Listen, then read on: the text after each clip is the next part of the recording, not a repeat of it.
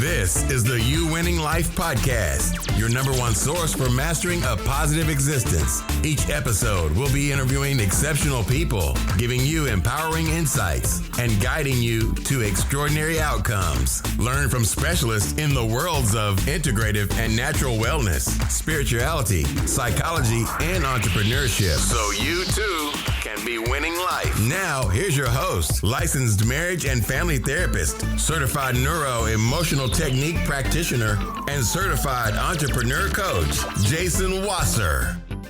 Today's guest is Captain Travis Rosbach, who is the founder and inventor of the Hydro Flask, the world's most used water bottle. And before he did that and sold that business, he was a master scuba diver. He was a captain of a 50-ton U.S. merchant marine boat. He was a pilot for commercial airlines and has become a Reiki and yoga instructor.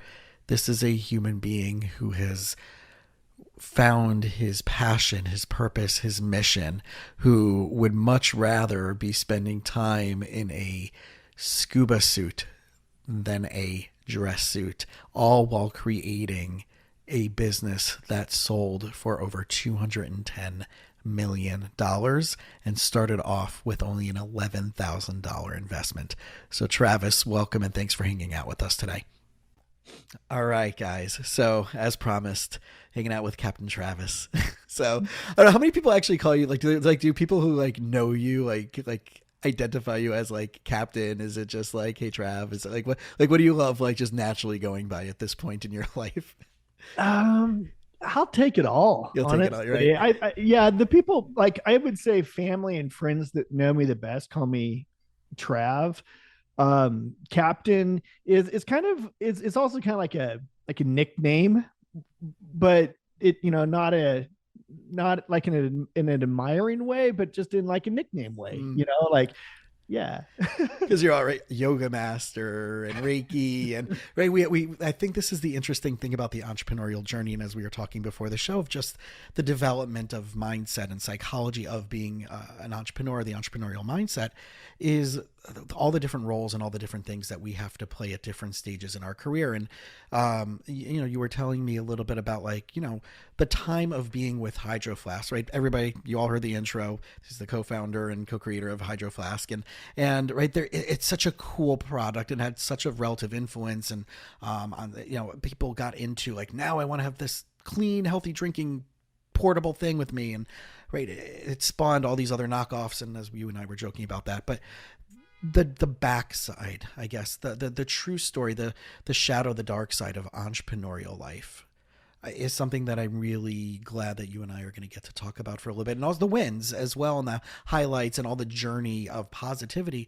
But I don't think anybody really does talk about the really dark, nitty gritty life struggles, the stress, the despair. I mean, my clients are shocked that as a therapist that yes, I have depression. Yes, I have anxiety. Yes, I'm a divorced marriage and family therapist who's really good at what I do. So, right. But I own that and I've claimed that as part of my healing and leveraged it versus having it something be a shame product. So let's jump in. I mean, obviously you had this company, you sold it, you built it, you co-built it, you sold it, and you get to live a life that you wanted to choose to live. But let's talk a little bit about the things that you noticed that you were missing and struggling with while building this really cool company. Wow, Jason. Yeah, boy, you jumped right into the deep end. I mean, yeah, there you go. I mean, you're a scuba master. You can handle the deep end, right? Yeah, if I just got my feet wet, I'd be a little pissy. So the fact that we went head first, that's all. I think that one of the biggest things that comes to mind is I lost a lot of friends and a lot of free time to spend out amongst, humans, out amongst the general population at large, really. There were no more Friday nights, no more Saturday nights, no more barbecues, no more holidays, no more family get-togethers. And if I was at the family get-togethers, it was I was not, Travis's body was there and Travis probably got through fairly okay in speaking, but I was still always working on tomorrow's deadline or tomorrow's big question today. And so therefore I wasn't ever really present.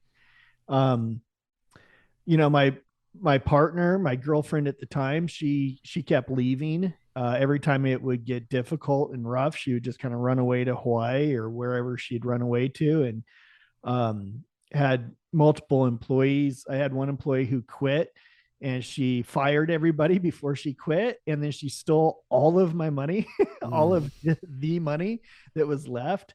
And I walked into a warehouse of 40,000 rusted and potentially rusted and non-insulated bottles. And I was literally the only one there with $0 to buy food. And I was starting to get hangry, and so there was a lot of sacrifice, like it was difficult, but at the same time, I don't want to make that sacrifice sound all terrible, because I think there's a part of me that, and Jason, you probably will want to help me get this through this, but like there was a part of that I actually kind of enjoy. Like I enjoy the struggle. I don't mind having difficult happen on a regular basis, because that's why I'm here for therapy session with you. Why in the hell would I enjoy that? What is the sadistic part of me? And part of that I've come to believe is scuba diving. People can die. It doesn't happen very often, but there are deaths. And just being around boating and water and the Caribbean and alcohol, there's death. A lot of death, shootings, stabbings, death. Airplanes, engines go out. I flew through the Bermuda Triangle. All my electronics, all my instruments went out. Like I have thought I was going to auger in more times than I can probably count. And so when it comes to business, I didn't go to the Kager on Friday night, but everybody's still alive. And we figured out which color purple we're going to launch on Tuesday. So it's interesting because the nitty gritty of that is two things that I'm kind of pulling from this.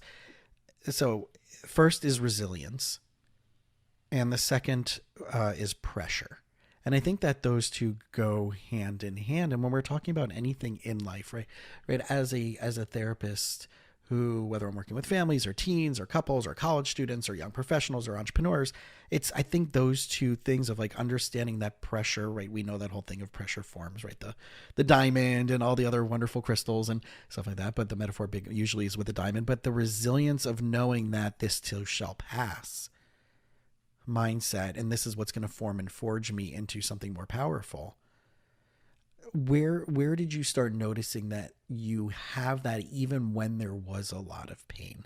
Even though, like you said, like I walked into this warehouse and I'm hangry and all the money's gone and this, but knowing that there was a part of you, whether it was smacking you in the face or just a still small voice that told you you were going to be okay and it was going to all work out. Yeah, because there is that, haha, fuck you, watch this. Yeah. But then I turn around like, oh, you just said that to yourself, dude. Like no one's here listening. Nobody's here. Nobody knows. But isn't that it? Isn't that the key though? It is. And I think that probably came when I was quite young. I had a very sort of, I say the word abusive stepdad. He was all messed up from Vietnam. He had Agent Orange and alcohol and drugs, and he was a product of the system, right? He was a product of the Vietnam era, and he was a horrible stepdad. And I remember from 5 to 12, I mean, it was awful living with him. And I always had in the back of my mind that as bad as it was, that wasn't me. My real life was outside of this circumstance. This 3 a.m. He comes home drunk and high from the bars, and he grabs me out of bed and throws me out back to rake leaves because some of the leaves had fallen in the wintertime. And it was snow and ice. Like this would happen on a regular basis. But I always remember out there raking thinking, yeah, but this isn't Travis. Like right. I am not this. And I think that I think that helped a lot in the entrepreneurial phases too. Well, if we stop the episode right here and people just took that lesson of separating themselves from the experience that's happening to them. This isn't a definition of me. This isn't because of me. This isn't about me. I think like the book, The Four Agreements, right, which I think everybody for $9.99 or whatever it is, and whenever Amazon throws it on sale, everybody should get that book. It's an hour and a half read at max. But that idea of like anything that anybody does really has nothing to do with you. If we can internalize that, there would be so much more freedom. And the fact that you predisposed figure that out at such an early age is a powerful tool. So like where did you see that, like, as you evolved, like socially, peer pressure, even starting the business, getting the business idea, where did that also start kicking in other aspects of your life? Well, I think another big part of my life has been, I'm very inquisitive. I love to learn. I love to travel, and I love to meet new experiences and new people. And at a very young age, I found myself on the far side of the world in countries where, oh, you guys don't speak the same language I speak. I speak American. No, you speak English. Oh, I speak English. Yeah, well, nobody else does. Shoot, now what do I do? Yeah. Like 18, 19, 20 years old, I find myself in this situation, and I realize, like, nobody really gives a fuck. Nobody really cares about you. Nobody really cares what you're doing. People are going to help. A lot of very friendly. Most people, I would say 99.99% are good. Yeah. It's just the bad ones that get the most press and make the biggest scene, so everybody looks at them. But most people are good by nature, I believe. And yet nobody really is going to be there to, judge you, those judgments aren't going to last forever. They're just going to last the 15 minutes that you spilled your coffee in the coffee shop. And even still, they're not going to really judge you because they're more concerned about themselves. So I think, kind of a hybrid of, like, I know who I am and I'm not this. I'm different from this. I know myself has been good, and I know that I can get through these situations. Like, I'm not trying to impress anybody. I'm just trying to do more and do better and do cooler than this morning. Yeah. Well, what was that line from Ted Lasso? It's like, be a goldfish, because a goldfish has like a 10-second memory type of thing. so many good nuggets. 51st dates, right? Yeah, right. Hi. Right. I thought that'd be a lot of, like, I think like just to date Drew for a week in that circumstance would be pretty interesting, but I'd be done after like probably a week at the most. Right. Yeah. That's a different therapy. That's a different therapy conversation, but right. Because there's so many of these perspectives that we carry in each aspect of our life. So, right, you're coming up with this product, right? And obviously you were passionate about water and nature and environment, and this idea came to you. And I have this all the time. My brother-in-law is a product engineer, and I threw this idea out to him the other day, and I'm like, at first we're like, oh my gosh, this is an amazing idea of a product. And then he's like, well, people aren't going to want to buy this. I'm like, what do you mean? And I'm like, but it's a positive thing. It'll help save lives. He's like, no, people don't want to admit that they would even need that. Yeah. And I'm like, oh crap. And then we looked up, and there's like 3 or 4 other ones out there already on Amazon, but it really wasn't, whatever it is. Obviously there's always competing things, but he's like, but the psychology behind it is the most important thing of like, why would someone admit that they might even need this type of thing? Mm-hmm. Even though it was a positive life-saving thing for somebody that they would care about. So I'm wondering, like, as you were thinking about, right, as you guys were creating this idea of Hydroflask, I mean, there was obviously a mission, and there was obviously a core value based purpose for creating this product. And there was a part of you that was invested in that, obviously. Yeah. Well, and Jason, let's back up a little bit. Mm-hmm. Like, I want to commend you for even talking to your homie about that and taking that into confidant, taking that in with confidence to a confidant and trying to, see what would happen. A lot of people don't even take that step to check.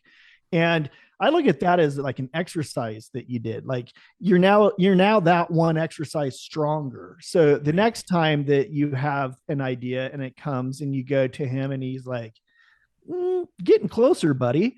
Yeah. Oh, hey, cool. Like you moved up a rung. And then, maybe 175 times from now, he'll say, grand slam, dude, you nailed it. So I see that as practice. Like you just moved up a level a little bit, Yeah. Makes sense. That's cool. Yeah. When Hydro Flask came, man, it just hit me in the back of the head. And it was a little bit of need. I needed water. I was thirsty. I needed a water bottle that wasn't single use. It was a little bit of just timing. Like the shelves were empty. The guy said, nobody else is doing this. And it was a little bit of preparation in the sense that I'd owned businesses before, but I don't know if it was sort of collective consciousness or collective group unconsciousness or collective group consciousness, or if it was just, some sort of divinity thing. I don't honestly know what it was, but when it came in dang near word perfect. And by the time we got to the stage of having prototypes and just going out amongst, the locals in Hawaii, because we were living in Hawaii at the time, just to get the photographs of the first samples, like people were stoked. Like they could not believe that this hadn't already happened. Like I still can't believe that nobody else hadn't done that. Right. This is like this is like when Jack Johnson, like, it's funny. I'm like equating to this to like the first time you hear Jack Johnson, like, of course, another Hawaii, right? It's like, I didn't even know I missed this type of, like, how did this music not exist before in my life? Yeah. He used to record next door to some friends of ours. And then his parents lived right around the corner. That's a great analogy. I love that analogy. I didn't even know I was missing this. Yeah. I love those moments where you're like, wait, other people knew this, but nobody told me. Like, where are all my friends? Where are all my like, I thought I had good friends, but nobody told me about this. What? Agreed. Yeah. So this idea, right, is evolving, and it came out of a passion that, right, again, like you knew that there was a problem that needed to be solved. And it's funny because whenever I talk to people about this, I've been very mindful of, just the environment and obviously water quality. And when you were talking about Agent Orange and knowing that there's a certain company out there that uses pesticides, that they're literally half an ingredient shy of being the same ingredients for Agent Orange that are put in our crops and our food, and even dripping into our organic food products. And people can Google that and figure out what that name is of that company. Right. People are like, oh, but it's, but I have to carry this thing around with me. And what, right? Like, how did you start getting by some of the, I don't want to call them complaints, but there is some type of like simplicity to, it's a product and you have to carry it around. It either has to fit in a person's purse or they have to be willing to carry it.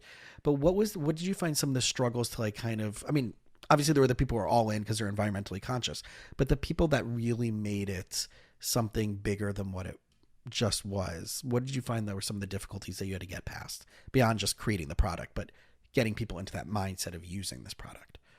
Well, that's a great question. I don't know that I've been asked that question. I think that the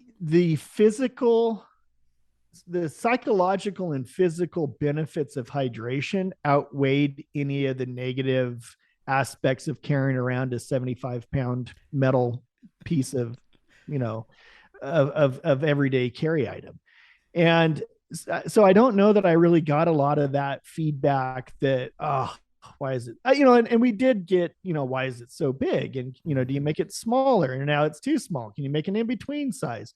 And so we did, I mean, there's everything from 10 ounces to 64 ounce and a gallon and on and on.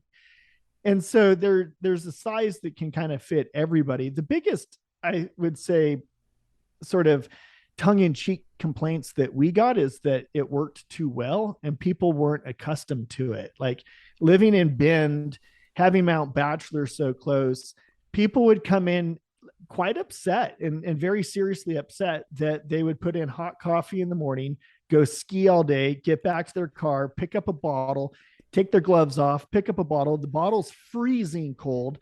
So they chug it and, oh gosh, they just burned the heck out of their esophagus and mouth. And I think that was actually kind of more of the like, oh, we had to overcome that more than anything else. And it works so, too good. Wait, it actually yeah, delivers as promised and above and beyond. How dare you? exactly. Yeah. Right. Right. Right. Well, what does that tell you? It's interesting because as a therapist, people come to me, and this is so. I think this is such a psychological factor. This is so cool that you brought that up. That when I have to put in my intake forms, that you might have an emotional experience during or after our session, and I want you to prepare for that, even though you know you're coming to therapy. But that I had to put it into my intake form. They're like, Jason, I just, like, after our session, like, I went home and, like, I got really sad, or I started crying, or we did this neuroemotional technique thing, which released all this stuff that I didn't even know was in my nervous system. And, like, I couldn't eat for a day because I was just so over. And I'm like, oh, well, we're shaking up the cobwebs and breaking up the, the clumps of schmutz. So, but, like, people are like, well, but I don't like how that felt. But that's what we're here to do, is so you can get comfortable and confident around that. So it's interesting that you're saying that your product worked too well, and that was the complaints in that regards. It was always, I never quite knew how to take it either. Cause like part of me I'd laugh like, great. Awesome. Like I'm thinking, awesome. Like, thank you for giving that positive feedback. And then they would be like, why are you laughing at me? Like, oh shoot, I'm not laughing at you. Like I'm excited. That was a happy chuckle. and, and so I always kind of wondered about those people, like, where do they go from there? Like, do they just kind of not ever drink out of them ever again? Do they go back to their old ways, or do they become, like a later adapter or adopter, or what happened to those people? But my main purpose was always to have a liquid that was the same temperature going in as coming out, even later. And I wasn't necessarily trying to keep ice cold water icy, but I also wasn't trying to keep hot coffee hot. I was just trying to put in X degrees and then get out X minus a very tiny little bit degree.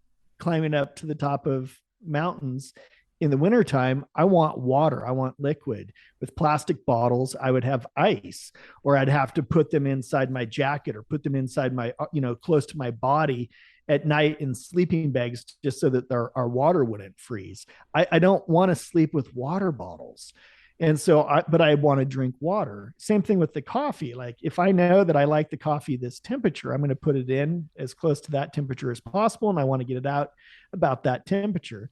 So, yeah, and then nowadays, like, everything seems to be double wall vacuum insulated anyway. So it's almost like we forgot that there used to be single wall. Right, and that's the whole thermos idea back in the day that we all grew up on, right? Yeah.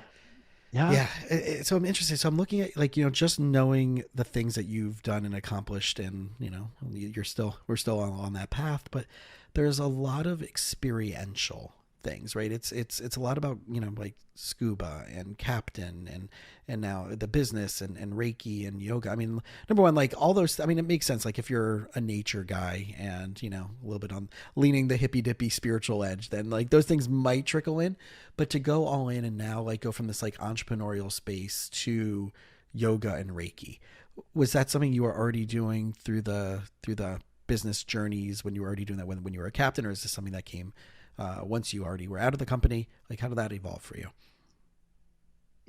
Well, yeah, that's actually interesting, because now that I'm kind of putting it together, when I started working out in the gym when I was in high school, and I worked out quite a bit. I worked out in weight training class, and then after school I'd go to the gym and I'd work out again. And I was fairly big. I was fairly pumped and ripped, and 18-year-old physique, right?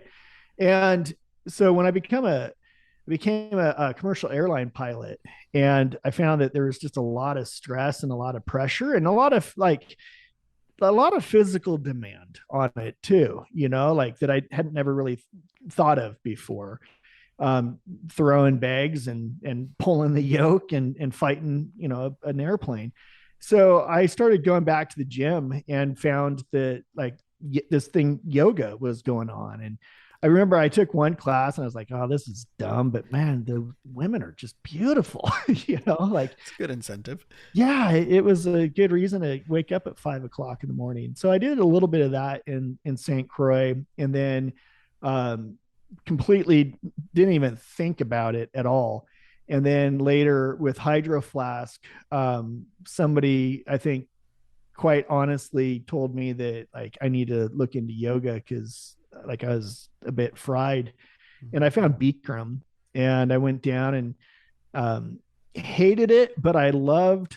I saw it as like somebody was challenging me, like you can't do this. Oh yeah, watch this. And so I did. I'd go to Bikram a bit, and then we started kind of learning more about who he as a human is. Yeah. And I thought, I don't really want to financially support that. And then some of the people associated with it were not to my liking. Sure. So I stopped, and I completely forgot about yoga. I had no interest in it whatsoever. No thought of it really.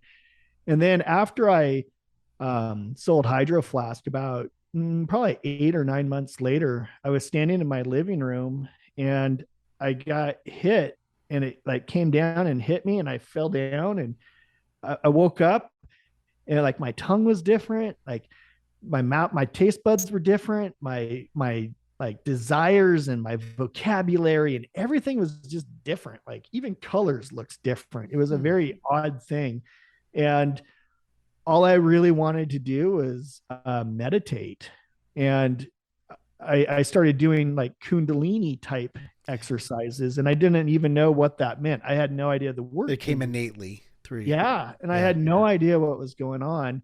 I, sort of just so happened to be at this retreat, and they're like, oh yeah, there's a Sikh here and there's a kundalini woman here, and they're going to do a kundalini class. I was like, I feel like there's something there. I don't even know what that means. But the Sikh and I made eye contact, and he like basically told me through telepathy, like, you're going to show up tomorrow. Well, you were seeking him, so Yeah, evidently, and he seek, and you shall get a seek. Yeah.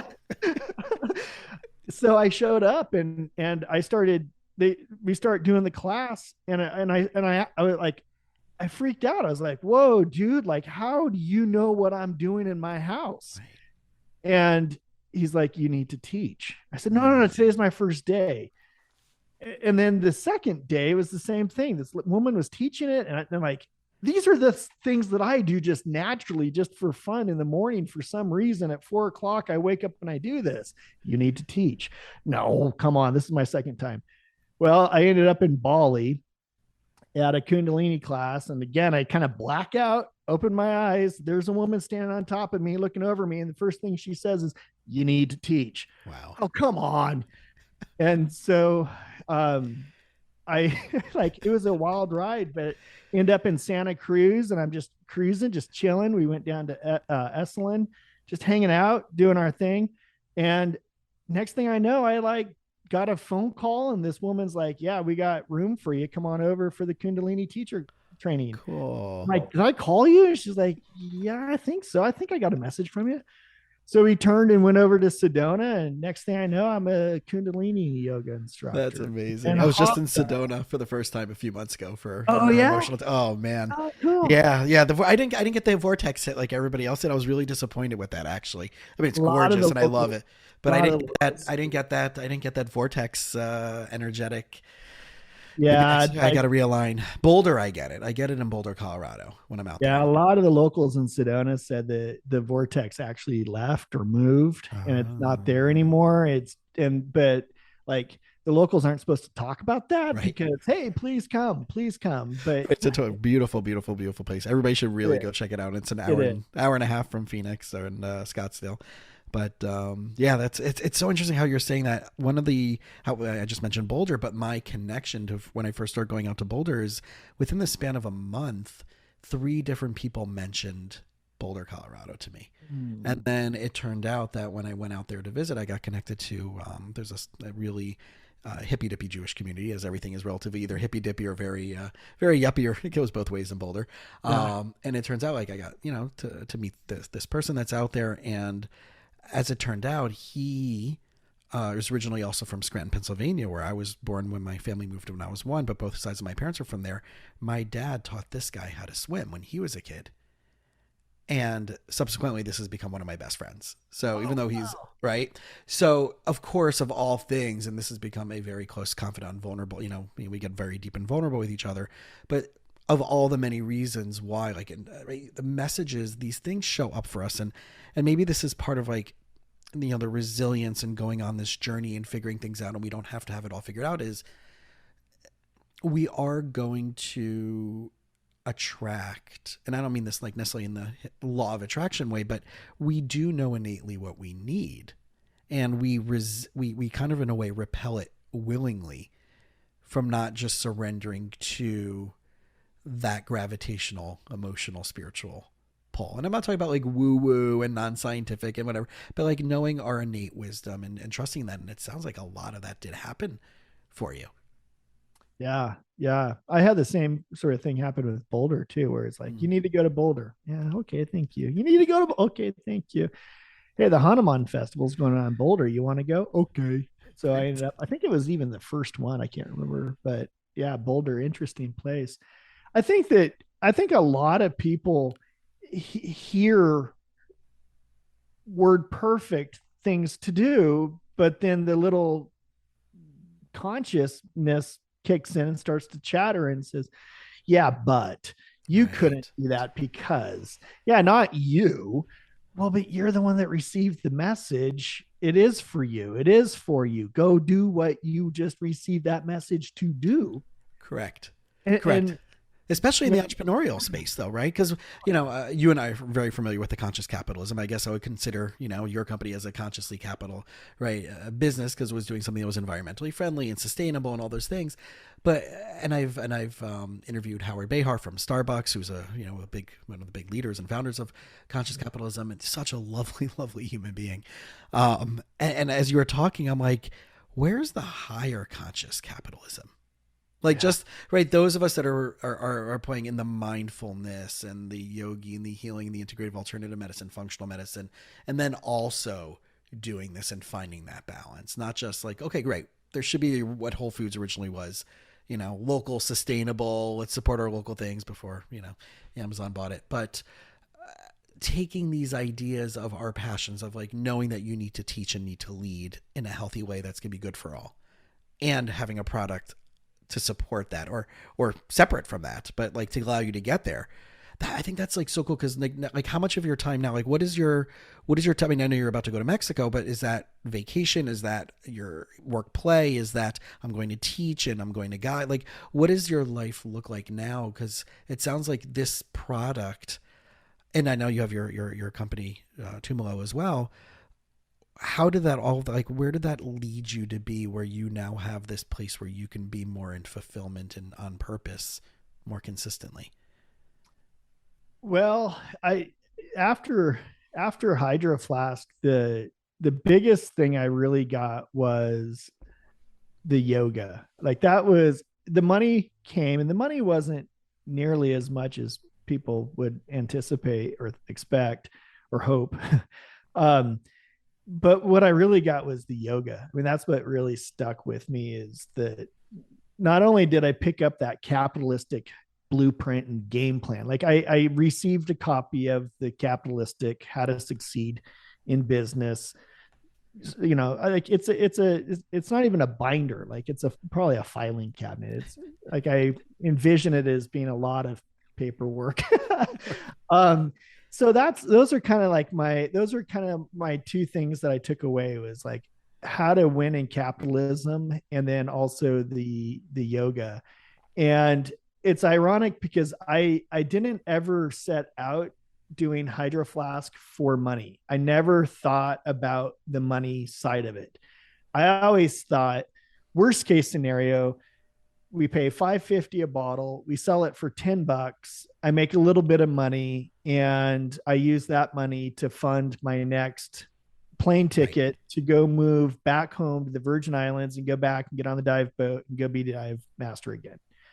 So I never had it in my mind. Right. It was a leverageable product. It wasn't this like buyout product. Yeah, no, I was thirsty. And that was as far as I thought. Well, now I have 3,000 or first I had 1,500. Okay. Now what am I going to do? Now I have 3,000. What am I going to do? Now I have 40,000. What am I going to do? Now we're doing 40,000 a month. What are we going to do? And then about 5 years after having, retired and having spent and invested my money extremely intelligently, or at least so I thought, my financial advisor took everything away from me and he stole it. And he went off and he bought a farm down in La Pine. And, and this was a guy he was like a big grandfatherly figure to me when I had the fence company. He was a client and he was like a friend and he was a confidant and he was my advisor, and he worked for the big American bank. And then he worked for the big American bank's financial arm that has 2 letters that are Mike Lima. And then next thing I know, like my grandfatherly friend guy took all of my money and left me sleeping on my trampoline. And he went off and he fulfilled the dream that I was funding for myself. Like I was starting a new chapter. And so like being homeless after Hydro Flask, it was odd because again, I know this capitalistic playbook, it's in the safe, and he didn't steal that safe because it's in my mind and he can't get that. Yeah. He can't take the yoga from me. But man, I got to find food, it's getting wintertime's coming and I'm sleeping outdoors again. So does that go back to that resilience, right? I mean, this was another pressure point. I mean, the fact that like this trusted advisor, this loved one did this, you started off a little bit ago with saying like 99% of you believe that humanity's good. That might be a bit high. I'm egg on that. I know. I'm closer to that ballpark it. Let's Pareto principle at 80-20. Yeah, okay, fine. We'll think that's good. That's fair. So right, and I know my predisposition, right? I'm a people person. Hopefully, as a therapist, you would think, right? So, but I also know that like how easy it is to be disappointed and burned. And have that bridge really be not just destroyed, but like blown up in front of you. And that hurts like a motherfucker. And like how, to want to move into a forward direction versus going into victim mentality. This sucks. This mother effer took everything. What am I going to do? And I think you really did describe it really well. Like the filing cabinet is there, which is kind of a very Viktor Frankl Man's Search for Meaning mindset. I don't know if you've read that book. I have. Right. Yeah. Right. So that's the whole thing of like, right, they can't take away. It's a Bigfoot, which is a part of that book that a lot of people miss. I'm sorry, but keep going. Yeah. No, but I think that's really like, I think this is like what I want people really hearing from our conversation. I mean, yeah, it's super cool that you created this amazing product. Yeah, it's super cool that you're a yogi. Yeah, it's super cool that you do Reiki and you've been all these things. But like the nitty gritty of like this episode is like, fucking awful shit is going to happen. I mean, that's just like, Buddhism 101 is there is suffering in this world, and don't try to avoid suffering, right? It's the Four Noble Truths, right? It's not avoid it. It's what are you willing to do with it when it shows up? Can you acknowledge it? And then do you learn the resiliency and the tools to transition? And you did, right? I mean, Tumalo came out of this, and I'm sure you're doing all the other things, but so like, right again, like, so right now, so the Tumalo group, is kind of, to my understanding, it's kind of like helping people do what you did. Is that really? Is. Yeah. Right. Exactly. And that was, as I was waking up freezing cold with, a frosty beard and a hungry stomach, like, what do I really want to do? Like, I don't really want to start another company. I don't really want to have a bunch of employees. I don't really want to go back and do that. So it was in some ways like that hard reset, there was a lot to be learned from it. And the resiliency, like not only did it make me call upon all of the resiliency that I had in the bank, but like learn new resilient skills. And then after I was on the trampoline, it actually got even worse from there. And I can't go into that right now, but it got even worse. And it got worse in a way that, like, I would have never imagined it could have got that bad just even 6 months before it got that bad. And so I had a guy out to look at, I had a well on my property, and that was it, just a well. And that was it, dust, dirt, trees, and a well. But the well didn't actually pump water. I thought it was just like, oh, you just crank the handle and you drink water. No, you have to like wire it, and you got to pull electricity, and there's a lot of shit to do.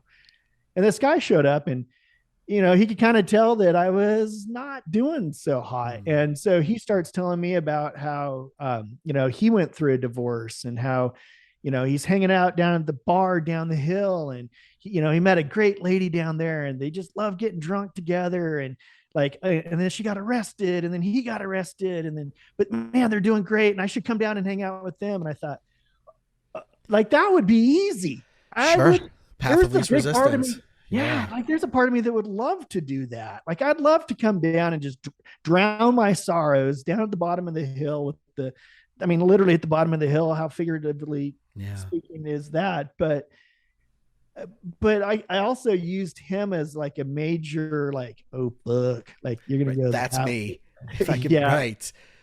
And I, exactly, like how much time would pass between me here and me there? Not a lot. Like, well, that's the ghost. That's the ghost of Christmas future right there. It is. Right? I had that after my divorce. I was in Whole Foods, and there was someone I knew. She was, unfortunately, a very unfortunately unhappy human being. And I saw them a few times, and they're a much older person.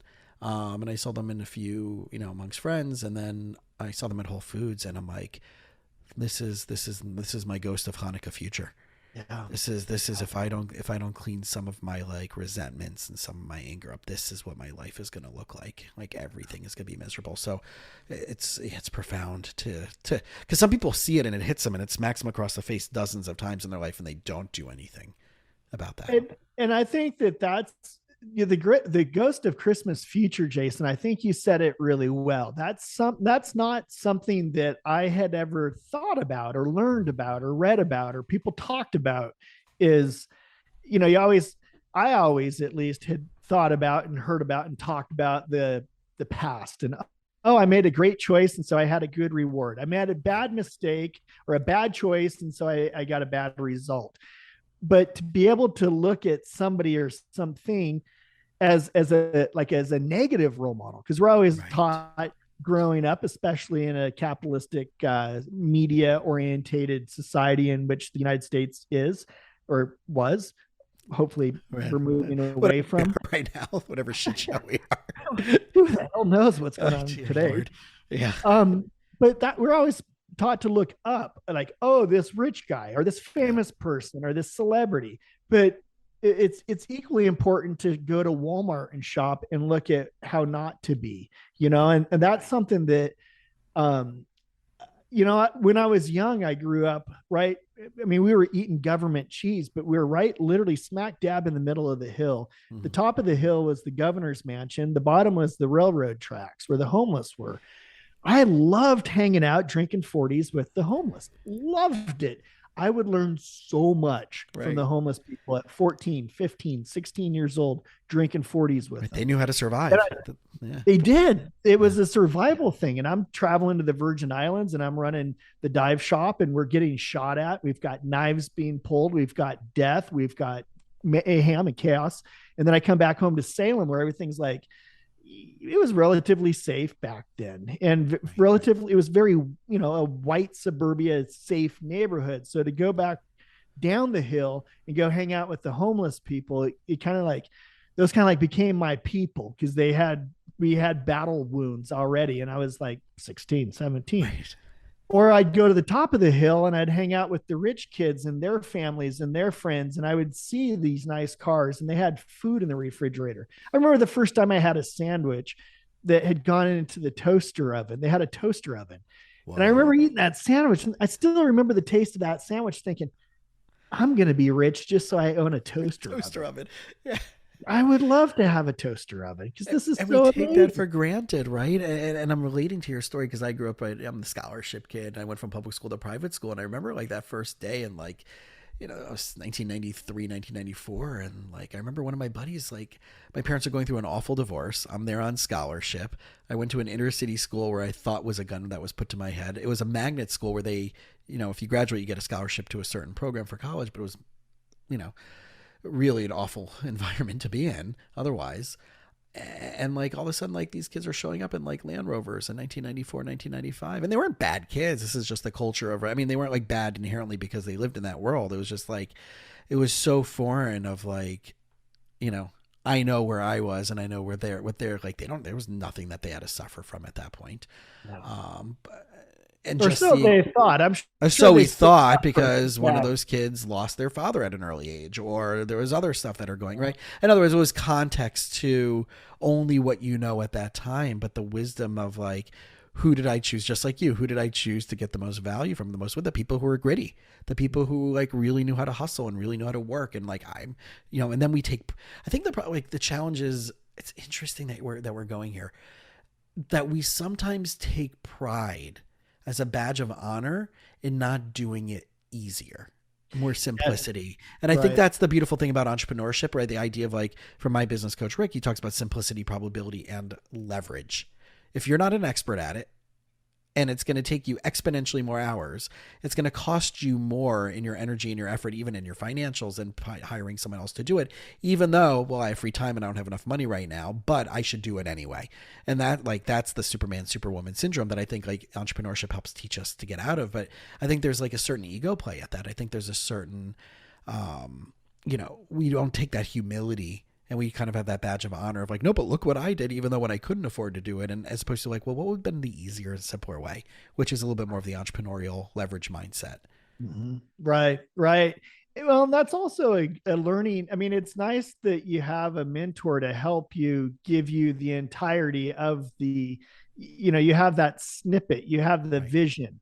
And otherwise, You don't. starting, you don't. And And then I so lived that way for so long. exactly. And I did too. I lived so long not knowing what I didn't know. And then after waking up on the trampoline thinking, well, okay, I know a lot about business. Yesterday I knew a lot about business and I knew how businesses work. And then the next morning I wake up homeless. It's like I got a lot of learning to do. And then I realized like, oh, it's not so much learning that I have to do, it's teaching that I now need to do because I need to now help and teach others not to do what happened to me and avoid this and to do better than myself. Like it's one thing for Travis to lose millions of dollars and then go out and make more millions of dollars. Like I can do that. I've got Sure. the playbook. But a bigger fuck you is if Travis teaches thousands of people to go out and make millions of dollars. Now who's the fuck you? Right. Now there's a bigger fuck you because I don't know. Like I Well, kind of it is a mission because right, it is the no child left behind, right? You don't, and I think that's kind of where I think this is really the dividing factor, and I see this a lot in like the therapy world specifically.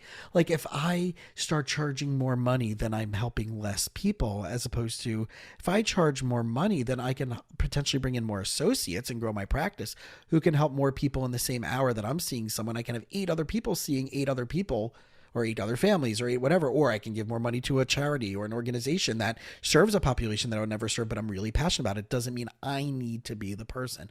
And I think that's the pivot that one thing that stuck out to me on this journey without it, like, because I never looked at it as like, I'm going to be greedy. I actually fought against, like, that was my emotional allergy of why my practice wasn't successful until I let go of that belief of I'm going to become like these people who don't care, who aren't passionate. They're not mission oriented. They're not right. It's all about just being Miami rich fucks. As I'm sure you've met some of those. one or two. One or two, right? So, but when I meet people that are value-based driven and they're mission driven and their rising tide raises all ships mindset, like that's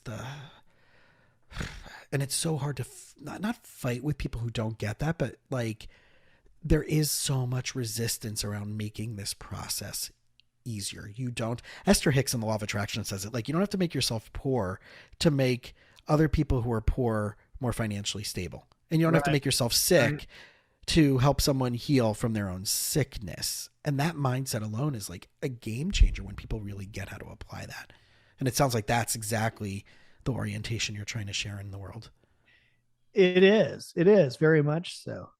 When I was a charter jet pilot, I met a lot of billionaires, and a lot of them were really good people. I met a lot of millionaires that were not great people. I met a lot of 100,000aires that, yuck, ew, no. So I know that like having money doesn't corrupt people. Having money doesn't make you a bad person. If you're a bad person, it's going to exasperate that bad person. Right.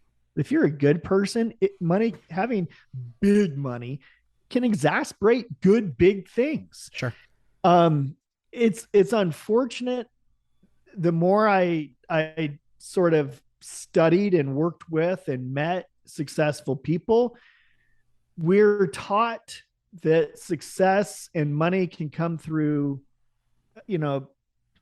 TV and celebrity and through those methods. Influencers. A lot of that is a very dirty underground. Yeah. And business and business people, businessmen, took a bad rap for years and years and years and years, but they were kind of the scapegoat or the fall guy. Like, look over here at how bad the business people are. And don't look over here at how bad the Hollywood elite are, or how bad the politicians are. Please don't look at that. Look at these bad business people. Well, I saw the opposite. Right. Well, we shouldn't talk about the 15-minute flight ride from a certain social media influencer to go from one side of California to another, but yet, straws. Yeah, exactly. Right. Yeah. Or what. Right. What, as much as we're into all that stuff, and I mean, as much as we're into the environmentalism and making everybody healthier. Yeah. Right. And who's on what flight log to what island doing what at that island. And we worship them and we give more money through the box office to support that, or we vote that politician into power when that money that we're supporting them with goes to nefarious activities. Sure. But I know that there's good. And so when the bad happens to me, like, it makes me even more want to be good and gooder, because I know that that's a thing also. For sure.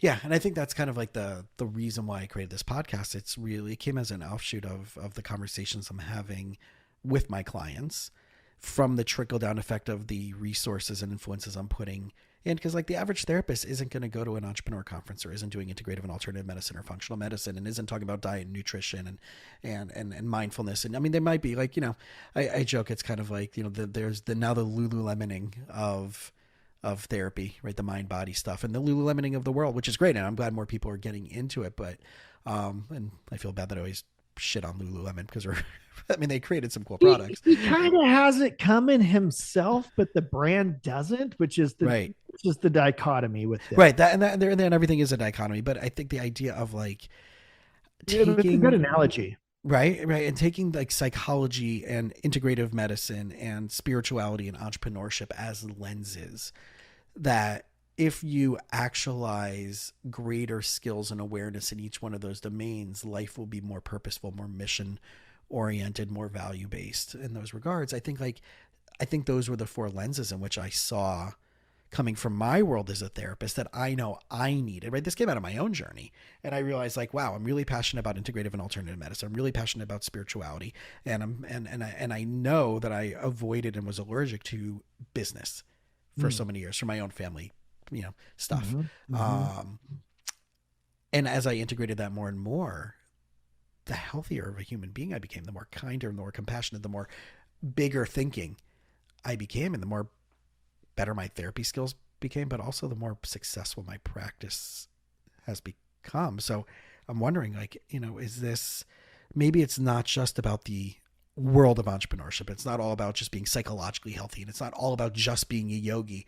I think maybe like what you and I are really trying to accomplish is the integration of all of these parts that maybe we have the last 20, 30 years of society has been only define yourself by one. You can be this hippy dippy tree loving, Jack Johnson fish going, go down to Burning Man, or you can be Wall Street, entrepreneur, Shark Tank, person, or you could be a house flipper and home hacker and, all those, but you can't, or you can be a yogi, right? Or whatever. I mean, like but you can't be all. And I think that's finally, I think that's what you and I are trying to focus on, is like integrating the parts.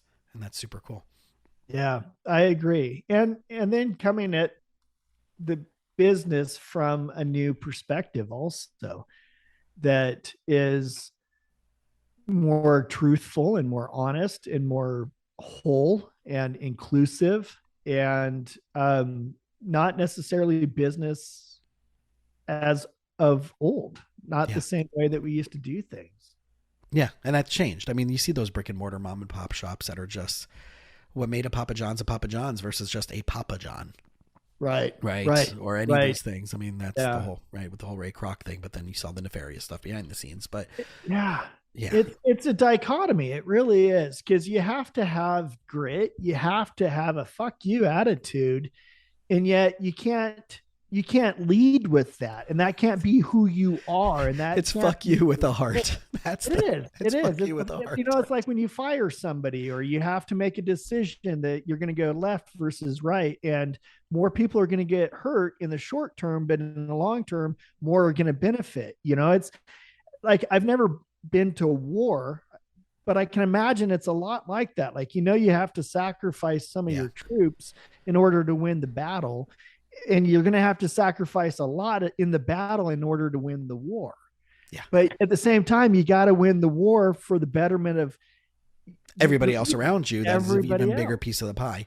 Yeah. Yeah. It's such a short-term, long-term debate in that regards. So I know this is, you're a good place for us to hold and pause, and definitely want to invite you back to take this further and deeper into this, because there's so much more. It's a pleasure. Like my therapist, because when you get divorced, you have to have a therapist, especially with children. You have like one gets checked out to you like at the library.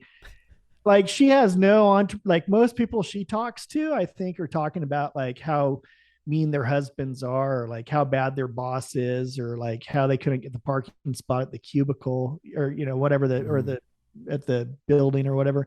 Like it's like, to have a therapist that understands business, Jason, I think that you would just be invaluable for people. Like, that's incredible that you have your services available that you do, because it's a lonely place to be. Sure. I can't go talk to my family. My family just sees success. Right. I can't. Well, they see that dichotomy. You have this on this side that could be some chaos, and this on this side that could be really amazing. And where's the bridge between the two? And I know, and I realize that, because I think that's what even limited me from my success, was not embracing both sides of my, right, and cleaning that up, and cleaning up those emotional allergies around that, and the beliefs I carried around it. And that's why I see it. And people are like, well, entrepreneurs don't need, other people need you more than these entrepreneurs need you. I'm like, but well, who do you work for? Who are the people that are complaining the most about, well, my company, my organization, my boss, my leadership team, Okay, well, that's like, it's a joke between, like, I get to call myself, like, if Wendy Rhodes from Billions and Gary Vee had a love child, that would be, that's, and I'm like, I've never seen Billions. I'm like, oh dear Lord. Okay. How do I okay. So they have a sports psychologist who works with all the people on the trading floor, and they do all the, and then Gary Vee. Yeah, I know Gary Vee. Okay. So if they had a child, so that's kind of that's awesome. But without the ethical issues that they have on the show. So right, yeah. Without quite that lifestyle. Right, without quite that lifestyle. So yeah, so cool. So awesome. I know you're off to Mexico. It should be a beautiful trip. It should be enjoyable, and I very much look forward. And if people have any questions, they want to track you down, they should go to the Tumalo group. Yeah, Travis at Tumalo, TUMALO group.com, or I'm on LinkedIn a little bit, Travis Rosbach, ROSBACH on LinkedIn. And like I just want to do cool shit. I just want to grow businesses, and I want to just see people succeed, and I want to do good. Love it. So those of you who got any value. And I'll be shocked if you got no value. Like, just tell me that. Like, if there's something that I'm doing wrong here, let me know so we can make this better for everybody who's like, I'm just so gracious that you all are listening and people reach out. But reach out to us. Hit up Travis. Tell him that if there's something you specifically got from his journey and his, the mountains and the valleys of his journey, and anything from this episode or any other episode, let us know. We really, really, really do appreciate that and pick our brains. That's what we're here to do. And if there's any way that we can help anybody out there in our own unique ways, please do that. And Travis, again, thank you so much. Good being on here, Jason. Thank you so much. My pleasure. Thanks for listening to the You Winning Life podcast. If you are ready to minimize your personal and professional struggles and maximize your potential, we would love it if you subscribe so you don't miss an episode. You can follow us on Instagram and Facebook at You Winning Life.